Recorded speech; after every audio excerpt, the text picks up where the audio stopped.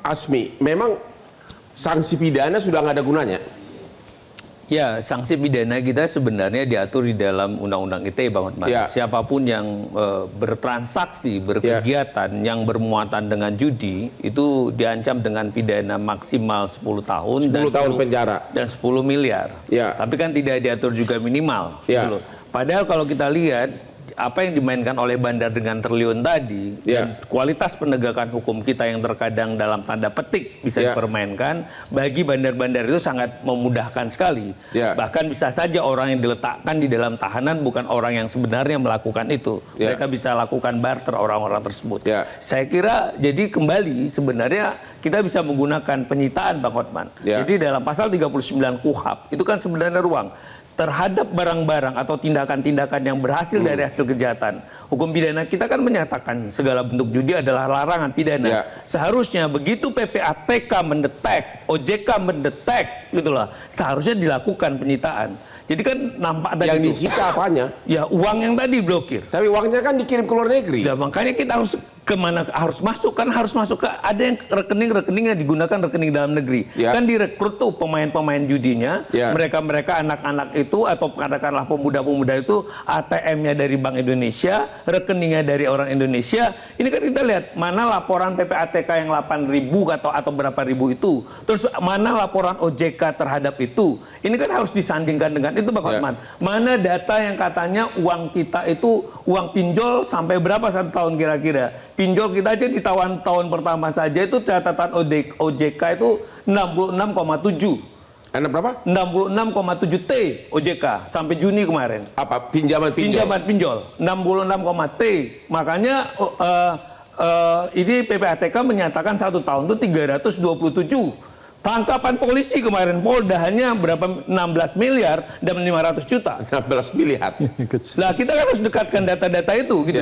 Berarti kalau tadi Bang Naksir bilang kualitas penegakan hukum kita belum konkret dong. Mungkin karena nggak mungkin kan bandar judi online ini kan katanya semua sebagian besar di luar negeri dan undang-undang kita nggak bisa sampai ke sana.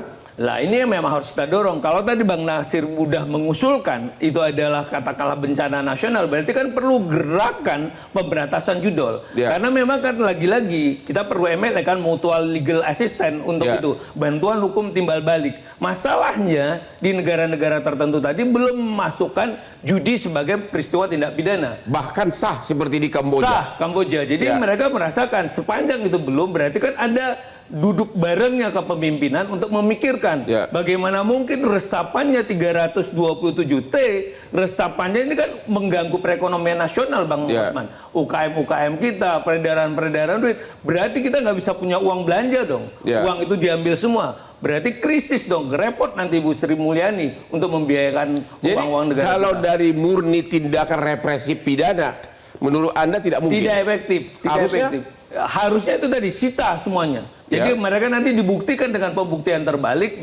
Jadi Presiden Prabowo melalui Asta Citanya nomor 7 yang menyatakan berantas harus berani melakukan. Jadi tarik dulu nih dari laporan-laporan tadi yang 8.000 atau 9.000 tadi. Ini yang mana nih? Yang rekening-rekening. Begitu tahu termasuk pembacking ya. Jadi makanya Panglima TNI maupun katakanlah Kapolri harus tegas, Bang Hotman. Kalau ternyata yang backup juga adalah aparat, ya selesaikan.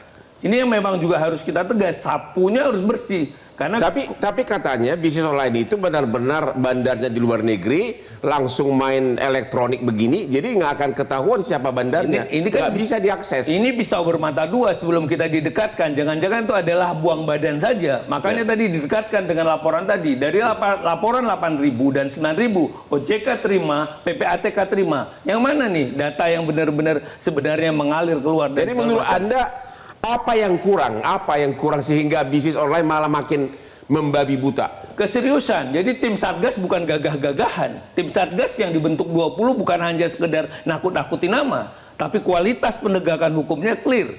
Gitu loh. Clear dong. Angka yang tadi triliunan itu bisa balik ini. Ini yang menunjukkan kualitas kerjanya tim Satgas. Oke, 8 juta penduduk Indonesia bahkan lebih katanya sudah bermain bisnis online dan 300 triliun lebih uang kita mengalir ke luar negeri sebagai korban bisnis online. Ketemu lagi di Hot Room.